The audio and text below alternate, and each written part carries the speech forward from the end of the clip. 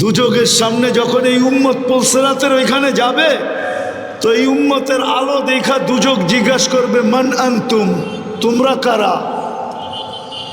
তো দুযোগকে বলবে, আলা তারিফুনাহু, একটা উদাহরণ দিলে বুঝে আসবে।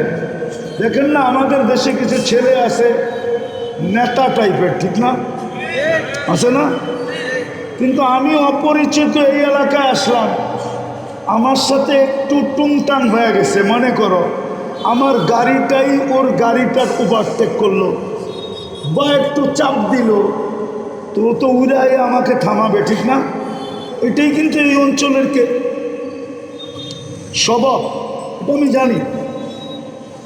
তো এই প্রথম বলবে, আমাকে চিনেন না, কে আপনি, ঠিক না? কি বাপ দেখাবে না? তো আমরাও পুলসিরাতে যে বাপ দেখাবো, আমাকে চিনো না? তো দুজন বলবে কে? তো বলা শুরু করবে, নাহনু উম্মাতাল কোরআন, আমরা কোরআনওয়ালা উম্মত, নাহনু উম্মা উখরিজাত লিন-নাস, নাহনু উম্মা খায়রুল উম্মা, নাহনু উম্মা মারহুমা, নাহনু উম্মা হাম্মাদুন। 1 ঘন্টা ঝাড়বে, চিনো না আমারে, আমরা কে? তো দুযোগ বলবে, মাফ চাই, চিনি না। তো দুযোগ বলবে, তাবুরুনা কাইলা তাশউর, তোমরা বড় দ্রুত গতিতে পার হয়ে যাবে, আবার কিন্তু পদ্মা ব্রিজ দেখতে দেখতে যাও না, তাইলে আমার আগুন আর থাকবে না, চিরদিনে নিভা যাবে। তোমরা দ্রুত গতিতে পার হবে, এত গতিতে যে খবরই না হয় যে কখন পুলসিরাত পার হয়ে গেল। কেননা তোমাদের ধীরগতি আমার আগুনকে নিভায়া দেবে। আমি তো মুহাম্মদুর রাসূলুল্লাহ সাল্লাল্লাহু আলাইহি ওয়াসাল্লামকে সৃষ্টির অস্তিত্বের আগে যখন দেখি, তো দেখি আল্লাহর সামনে বসা। তো আল্লাহ কোরআনের কসম খায়া বলতেছে, ইন্নাকা লামিনাল মুরসালিন। হয়তো এটা আমারটা মানতে হবে, নাইলে মানতে হবে আল্লাহ গ্রামারে ভুল করছে। আমি হুজুরদেরকে বলতেছি, আমারটা মানতে হবে দাবি, না হয় কি মানতে হবে? নাউজুবিল্লাহ, আল্লাহ গ্রামারে কি করছেন? কি করছেন? ইন্নাকা কাকে বলা চলে? যে সামনে বসা উপস্থিত, ঠিক না? একমত তো? তাহলে আমি তো দেখি সমগ্র সৃষ্টির আগে তাকাইলে আল্লাহর সামনে বসা, উনি হইলেন মুহাম্মাদুর, উনি হইলেন মুহাম্মাদুর। অস্তিত্বের পরে তো অস্তিত্বের পরে যখন দেখি, জন্মের পরে যখন দেখি, দুনিয়াতে পা রাখার পরে যখন দেখি, তো আমি তো দেখি কবা কাউসাইনি আও আদনা সুম্মা দানা ফাতাদাল্লা ফাআওহা ইলা আবদিহি মা আওহা।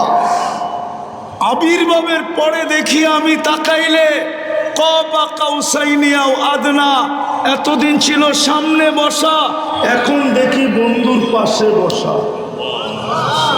উনি হইলেন মুহাম্মাদুর, উনি হইলেন কে? উনি হইলেন মুহাম্মাদুর রাসূলুল্লাহ।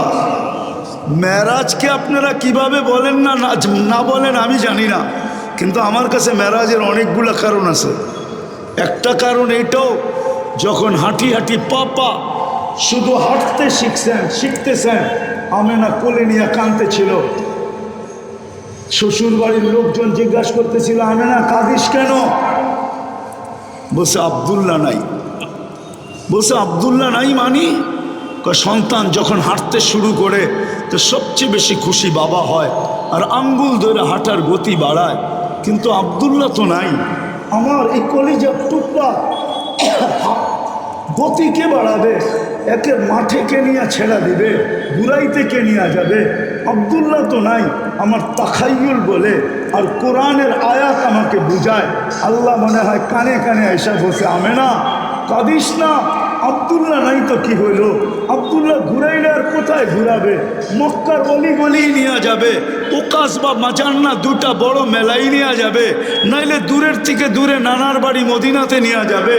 আরে ঘুরার সময় আসতে দে না, আমি নিজে আল্লাহ চলে আসব, বন্ধুকে ঘুরাইতে নিয়ে যাব বাইতুল মক্কা থেকে বাইতুল মুকাদ্দাস, ওইখান থেকে প্রথম আকাশ দেখাবো, দ্বিতীয় দেখাবো, তৃতীয় দেখাবো, চতুর্থ দেখাবো, পঞ্চম দেখাবো, ষষ্ঠ দেখাবো, সপ্তম দেখাবো, বাইতুল মামুর দেখাবো, সিদরাতুল মুনতাহা দেখাবো, লৌহ দেখাবো, কলম দেখাবো, জান্নাত দেখাবো, জাহান্নাম দেখাবো, আর বাকি থাকবে কি আমেনা আরশ, উপরে উঠায় আরশ দেখাবো, আর কি বাকি থাকবে কুরসি, ওই কুরসিও পাশে বসায় দেখাবো, আর কি বাকি থাকবে আমি ওটাও দেখা কুত্তা তোর কোলে পাঠায় দিবে।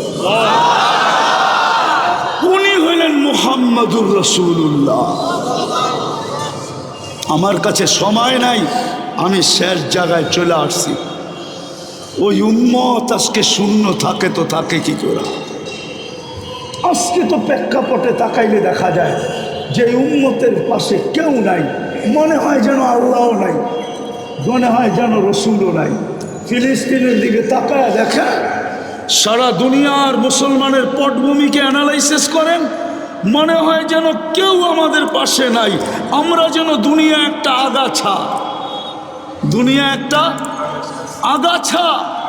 আগাছা যদি না হইতাম তাহলে সাতক্ষীরার মানুষ, আমি প্রমাণ দিতেছি, আগাছা যদি না হইতাম, গত অক্টোবরে 7 তারিখে যুদ্ধ শুরু হয়েছে, এই অক্টোবরের 7 তারিখে 1 বছর হইল, অক্টোবর পার হয়ে এখন নভেম্বরের আজকে তো 9 তারিখ চলতেছে, 7 তারিখে 1 বছর পুরা হয়েছে, 7-এর থেকে 9 দেখেন কতদিন হয়, 1 মাস কতদিন হয়, দুইটা সেমিনার হয়েছে সারা ওয়ার্ল্ডের কর্ণধরদেরকে নিয়ে, দুইটা জাতিসংঘের সম্মেলন হয়েছে, 60টা মুসলিম দেশ থাকা সত্ত্বেও, যাদের 4 জনের টাকা দুনিয়ার সবচেয়ে বড় টাকা থাকা সত্ত্বেও, কুয়েতের সবচেয়ে বড় টাকা, বাহরাইনের সবচেয়ে বড় টাকা, ওমানের সবচেয়ে বড় টাকা, ব্রুনাইয়ের সবচেয়ে বড় টাকা, সবচেয়ে বড় টাকা দুনিয়ার থাকা সত্ত্বেও, 200 কোটি সংখ্যায় থাকা সত্ত্বেও